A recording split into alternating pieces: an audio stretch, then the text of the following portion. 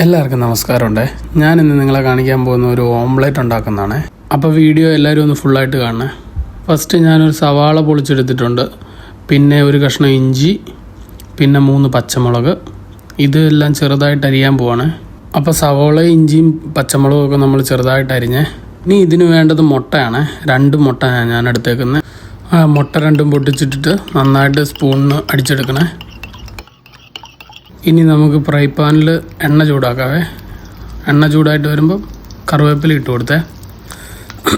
അത് കഴിഞ്ഞ് നമ്മളിടാൻ പോകുന്ന ചെറുതായിട്ട് അരിഞ്ഞ സവാളയും പച്ചമുളകും ഇഞ്ചിയും കൂടെ അങ്ങ് മിക്സ് ചെയ്തിടുവേ. ഇനി നന്നായിട്ടൊന്ന് ഇളക്കുവേ. ഇത് നന്നായിട്ടൊന്ന് വഴറ്റിയെടുക്കണേ.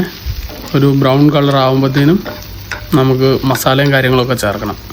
അപ്പോൾ സവാളയുടെ കളറൊക്കെ ഒന്ന് മാറാൻ തുടങ്ങിയേ.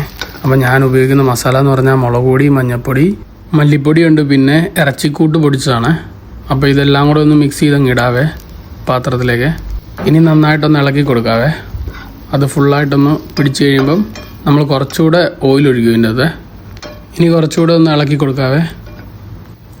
വഴറ്റി വന്ന സവാളയും കാര്യങ്ങളൊക്കെ ഒന്ന് പരത്തി ഒന്ന് റൗണ്ടാക്കി ഇട്ട് വെക്കാവേ. ഇനി ഇതിന് മുകളിലേക്കാണ് നമ്മൾ അടിച്ചു വെച്ച മുട്ട ഒഴിക്കുന്നത്. അപ്പോൾ അടിച്ചു വെച്ച മുട്ട നമുക്ക് ആ മസാലക്കൂട്ടിൻ്റെ മുകളിലേക്ക് അങ്ങ് ഒഴിച്ചു കൊടുക്കാവേ. അപ്പോൾ ഇനി ഇളക്കുന്നില്ലേ.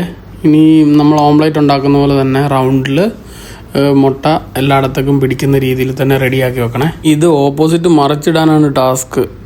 ഞാൻ ഇത് മറിച്ചിടാൻ പറ്റുന്ന ഒന്ന് ട്രൈ ചെയ്യണം കേട്ടോ. എന്നെക്കൊണ്ട് പറ്റിയില്ല. ഇത് ചില ടൈമിൽ കിട്ടും, ഫുൾ റൗണ്ട് കിട്ടും. പക്ഷേ ഇപ്പം ഞാൻ ഉണ്ടാക്കിയപ്പം എന്താ പറഞ്ഞത്, കറക്റ്റായിട്ട് കിട്ടിയില്ല.